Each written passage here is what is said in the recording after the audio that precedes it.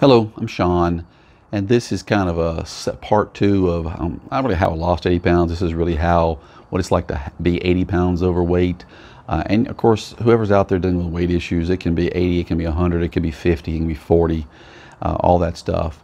And it's something that I think even if you're not dealing with it, it's good to know because, if you're, I'm going to be honest with you, have a spouse, a wife who's going to be pregnant.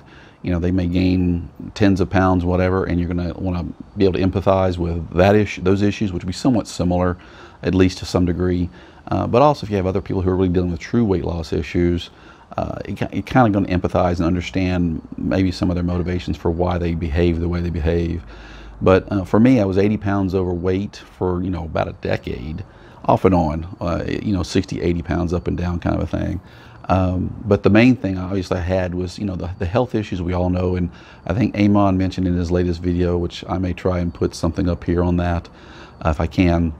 But he's talking about the obesity issue. Of course, I was obese. 80 pounds more on me is definitely, I think, it's morbidly obese on a BMI scale, if I'm not mistaken. But anyways, some of the medical issues I had had sleep apnea, so I had a CPAP machine, and that's that mask thing you wear, and circulates oxygen through you to keep you from snoring, all that kind of stuff, and allows you to sleep through a full sleep cycle and so forth. And it's just one of those things you don't want to have to deal with because you carry it everywhere you go for travel, if you go camping, if you go traveling on a plane, or even drives or whatever. And so it's a pain to deal with. And on top of that, I personally think it's a disease machine because you have to clean it so much to avoid any kind of infection or bacteria forming in the mask and the hose and all that kind of stuff. And so it becomes something that's a really big maintenance issue to deal with, and can create respiratory issues and other kind of sinus issues and things like that you may fix the sleep but cause other problems. So I also had high blood pressure, which took medicine. I had blood pressure and I'm losing my train of thought here. Cholesterol medicine. Can't think. Cholesterol medicine I was supposed to take. I had also thyroid. I had half a thyroid taken out years ago. I had to take that. And then I also had a plant. I forgot plantar. I forgot how to say the thing. It's a tendon where your tendon on your body and your foot is weak, and the weight was just pushing down, and it would cause a pull. It can cause a bone spur. That tendon can attach to your heel and cause a bone spur over time. All those things I had were just chronic issues that you dealt with. Some are disease related, some are just chronic issue, joint related. And having that extra 8 pounds was a lot. Now, if you want a perspective of someone being whatever weight, and for me 80 pounds, go to your local store, whatever store you can find, a home improvement store, club store, even a grocery store, depending where you are, and try and find the biggest bag of whatever you can pick up. So is it 2 10-pound bags of flour, or 4 10-pound bags of flour, or can you find 2 20-pound bags of something, whatever, and try and hold them to your side or put them on your shoulder, or whatever way you can carry it, and get a feel for that weight. And that's the amount of weight someone's carrying that is in your life that needs help or needs assistance or needs some encouragement or support, whatever that is. Me, it's 80 pounds, so you probably have to find 2 40-pound bags of, I don't know, dog food or whatever you can find in the store these days. And that's what I was dealing with. And that's just a perspective to go, that's a lot of weight to carry all day long. And for me, it was around the middle mostly. I'd say probably half around the middle. Some might be on on the thighs and legs and so forth, but a lot of it was in the middle.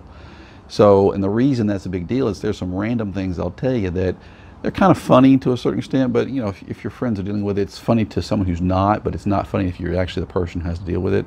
Simple things like sleeping on your stomach or laying on your stomach, even my back. Of course, it's hard to breathe if you're laying on your stomach.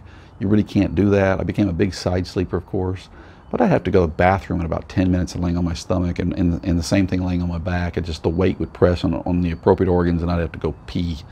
And it's just one of those things. It's like, it's just what kind of bed you had to lay in also was a big issue. On top of that, did they have the proper support so you could lay on your side and not have to roll every couple hours or hour and a half to another side? So you'd have that issue. You also had the issue of, you can't find the right clothes. Again, a pregnant woman knows she has to go buy the pregnancy clothes. Well, there's kind of the big tall shop or the big and large shop, and you have to go get the 3X size shirts. And Maybe I'll pull some out. I think I've gotten rid of most of my clothes. I had a 41-inch waist. Now I'm like 33 or less. So it's like, what, 7-8 inches there of waist. So I had, you know, big pants, 3 times X shirts, that kind of stuff. And so you can't tuck those clothes in. You can't make them look presentable. It's always kind of baggy, excess baggy, that kind of thing. You also become very aware of weight limits on things. For example, that hammock back there behind me, if I got in it, it would sag to the ground. If my wife got it with me, because that's a 2-person hammock, you couldn't do anything. You're stuck to the ground. And just little stupid stuff like that you think is no big deal becomes a really embarrassing thing for someone who's that heavy.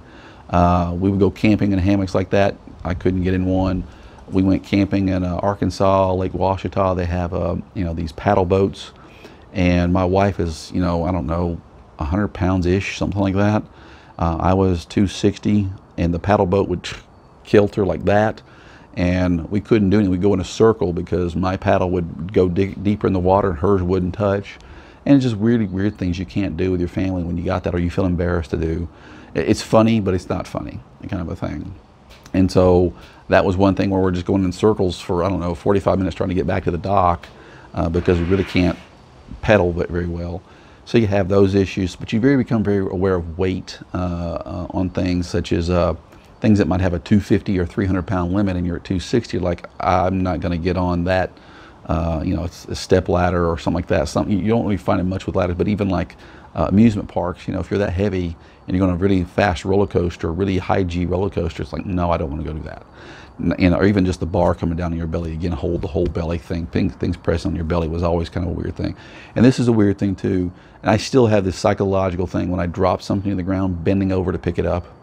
It's kind of a PTSD thing right now, but it's kind of fading away over time. You look at it and you're like pausing, going, now I can pick it up. But back then I was like, oh crap, I got to bend over and pick that thing up. I'll carry 3 pins and leave a trail of pins behind me as I drop them, or whatever. Wear loafer shoes you don't have to tie. There's weird stuff that you do when you carry that kind of weight. So kind of humorous a little bit, but you know, for those dealing with it, it's not as humorous as you think. But these are things to think about. That's kind of what it is to carry the 80 pounds for a decade or more. I'll get into more of how I lost it in the next video, I think, but that's kind of where it's at. And I would check out, hopefully Amon will get into his obesity video soon, and we can kind of tie into that. But thanks for watching. I hope this helps somebody out there, or I hope it helps you help someone out there, and have a good day. Bye.